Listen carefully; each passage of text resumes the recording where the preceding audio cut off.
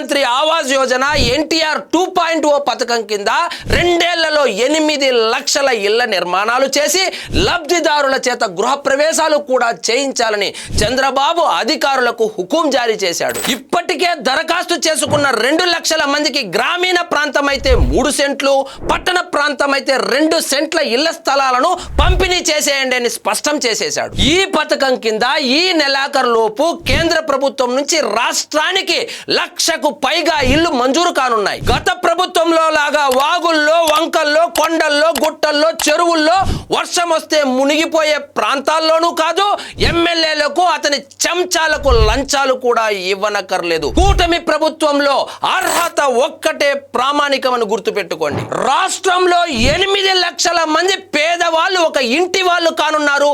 2 ఏళ్లలో గృహ ప్రవేశం కూడా చేయనున్నారు. పరిపాలన అంటే ఇలా ఉండాలి, చూసి నేర్చుకో జగన్.